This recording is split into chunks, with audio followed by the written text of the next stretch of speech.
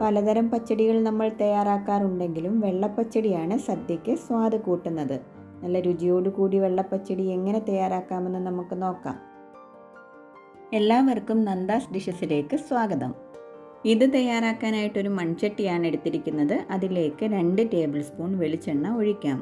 ചൂടായ എണ്ണയിലേക്ക് 1 ടീസ്പൂൺ കടുക് ഇടാം. കടുക് മുഴുവൻ പൊട്ടിയതിന് ശേഷം ഇതിലേക്ക് 2 ചെറിയ ചുവന്നുള്ളി വട്ടത്തിലരിഞ്ഞത് കൂടി ഇടാം. ചുവന്നുള്ളി ഒന്ന് വാടിക്കഴിയുമ്പോൾ 1/2 ടേബിൾ സ്പൂൺ ഇഞ്ചി കൊത്തി അരിഞ്ഞത് കൂടി ഇതിലേക്ക് ഇടാം.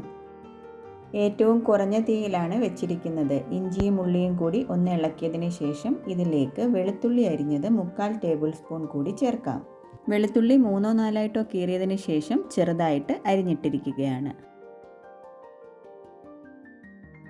ഇതെല്ലാം കൂടി ഒന്ന് ഇളക്കിയതിന് ശേഷം ഒരു പച്ചമുളക് ഈ കാണുന്ന വലുപ്പത്തിൽ അരിഞ്ഞത് കൂടി ഇതിലേക്ക് ഇടാം.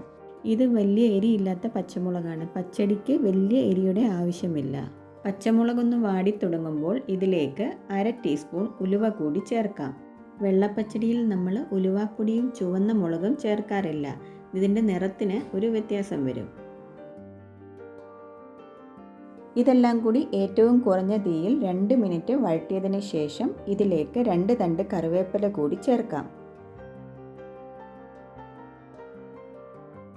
ഇനി ഇതെല്ലാം കൂടി ചെറിയ തീയിൽ കിടന്ന് ഗോൾഡൻ ബ്രൗൺ കളർ ആകുന്നിടം വരെയും കൈയെടുക്കാതെ വഴറ്റിയെടുക്കണം.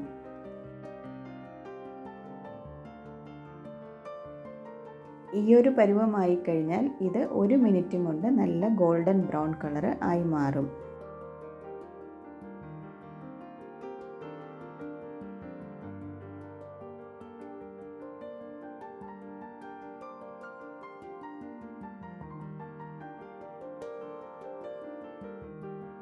ഉള്ളിയൊക്കെ നല്ല ഗോൾഡൻ ബ്രൗൺ കളർ ആയിക്കഴിഞ്ഞു. ഇനി തീ ഓഫ് ചെയ്തതിന് ശേഷം ഒരു 2 മിനിറ്റ് കൂടി ഇളക്കണം. ചട്ടിയുടെ ചൂട് ഒന്ന് കുറഞ്ഞിട്ടുണ്ട്. ഇതിനി നമുക്ക് എടുത്തു വെച്ചിരിക്കുന്ന തൈരിലേക്ക് ഒഴിക്കാം. തൈരിൻ്റെ ഒരു കൺസിസ്റ്റൻസി കണ്ടില്ലേ, നല്ല ക്രീമി ആയിട്ടാണ് ഇരിക്കുന്നത്. ഈ പാത്രത്തിൽ 400 ml തൈര് ആണ് ഉള്ളത്. ചെറിയ ചൂടോടുകൂടി തന്നെ ഇത് നമുക്ക് തൈരിലേക്ക് ഒഴിക്കാം.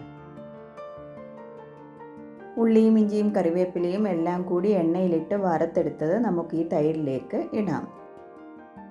തൈര് നല്ല കട്ടയായിട്ടാണ് ഇരിക്കുന്നതെങ്കിൽ സ്പൂൺ വെച്ച് നല്ലതുപോലെ ഒന്ന് ഉടച്ചെടുത്തതിന് ശേഷം മാത്രമേ കടുക് വറുത്തത് ഇതിലേക്ക് ചേർക്കാവൂ.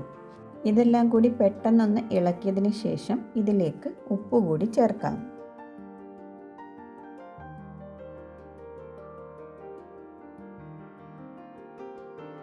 1/2 ടീസ്പൂൺ ഉപ്പാണ് ചേർക്കുന്നത്. പച്ചടിക്ക് ഒരുപാട് ഉപ്പ് ചേർക്കരുത്. ഇനി നല്ലതുപോലെ ഒന്ന് ഇളക്കിയെടുത്ത് കഴിഞ്ഞാൽ പച്ചടി തയ്യാറായി കഴിഞ്ഞു. പച്ചടി സദ്യക്ക് തയ്യാറാക്കുമ്പോൾ നേരത്തെ തന്നെ തയ്യാറാക്കി വെക്കാൻ ശ്രദ്ധിക്കണം. കാരണം നമ്മൾ ഇതിനകത്ത് ഉലുവയാണ് ചേർത്തിരിക്കുന്നത്. പെട്ടെന്ന് തന്നെ തയ്യാറാക്കി കഴിച്ചാൽ ഉലുവയുടെ ഒരു കയ്പ്പ് വരും. എല്ലാവരും ഇതൊന്ന് തയ്യാറാക്കി നോക്കണം. വീഡിയോ ഇഷ്ടമായെങ്കിൽ ഫ്രണ്ട്സിനും ഫാമിലിക്കും ഷെയർ ചെയ്യണം.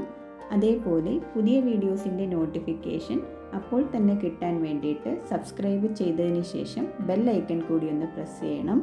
അതിനുശേഷം ഓൾ എന്ന ഓപ്ഷൻ കൂടി ഒന്ന് ക്ലിക്ക് ചെയ്യുക.